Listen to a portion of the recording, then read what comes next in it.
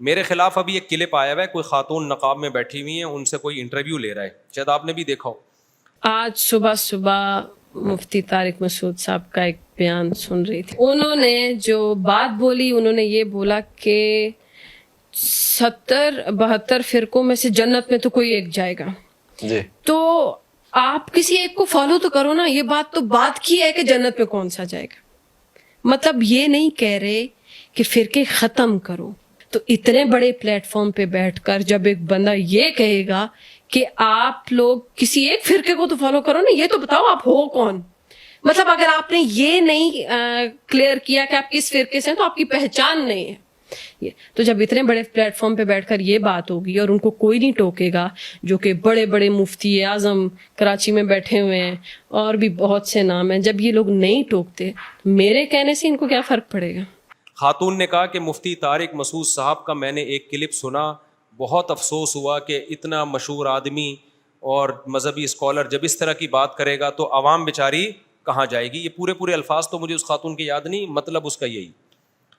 Interview لینے والے نے, پوڈ کاسٹ والے نے پوچھا جی کیا کلپ ہے, انہوں نے کہا کہ جی ان کا میں نے بیان سنا, یہ کہہ رہے ہیں کہ 73 فرقوں میں ایک جنتی ہے, تو وہ جنتی بھی تو فرقہ ہی ہوگا نا, 73 میں سے ایک ہوگا نا وہ, تو اس کو فالو کرو, اور ان 73 کو ہم ختم نہیں کر سکتے جو 72 ہوں گے اس کے علاوہ. تو افسوس کی بات ہے, ان کو تو کہنا چاہیے تھا ان فرقوں کو ختم کرو, لیکن یہ کہہ رہے نہیں ان میں سے ایک فرقے کو فالو کرو. تو یہ تو فرقہ واریت پھیلا رہے ہیں. ہونا تو یہ چاہیے ان فرقوں کو ختم کر کے کس پہ آ جاؤ, یعنی قرآن و سنت پہ آ جاؤ. تو دیکھو نبی نے جو فرمایا نا کہ 73 فرقے ہوں گے ایک جنتی, تو مطلب کیا ہے, وہ ایک فرقہ جو جنتی ہوگا وہ قرآن و سنت کو فالو کرتا ہوگا, تو وہ بھی تو فرقہ ہی ہوگا نا. کیا خیال ہے, حدیث اس کو فرقہ کہہ رہی ہے بھائی. تو یہ تو حدیث سے پتہ چل رہا ہے فرقے ختم نہیں ہو سکتے, فرقے ایک ہی طرح سے ختم ہو سکتے ہیں, 73 فرقوں کو لا کے 72 کو بم سے اڑا دو, جو ایک بچے وہ جنت میں. یہ کر سکتے ہو آپ؟ جب یہ نہیں کر سکتے ہیں تو آپ, کیونکہ نظریہ تھوپا تھوڑی جا سکتا ہے, فرقوں سے زیادہ مسئلہ تو مذہبوں کا ہے نا. 73 اگر فرقے ہیں تو مذہب دنیا میں کتنے ہیں, عیسائی, یہودی اور ہندو, سکھ, بدھسٹ, پتہ نہیں اور جاؤ گے تو چھوٹے موٹے کتنے نکلیں گے. تو دنیا میں امن پھیلانے کا یہ طریقہ نہیں ہے کہ سارے مذہبوں کو بم سے اڑا کے ختم کر دو اور صرف مسلمان باقی رہ جائیں.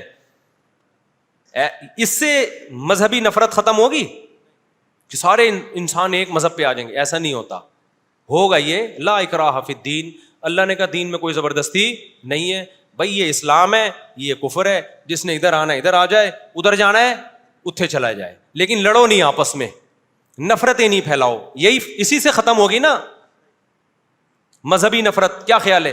تبھی مسلمانوں نے جہاں بھی دنیا میں حکومت کی, ہندوؤں کے مندر بھی تھے, سکھوں کے بھی وہ گردوارا کہتے, سکھوں کے بھی تھے, عیسائیوں کے بھی چرچ تھے, سب جا رہے تھے. اسلام واضح تھا بھائی یہ اسلام ہے, جس نے ادھر جانا ہے ادھر جائے, ختم.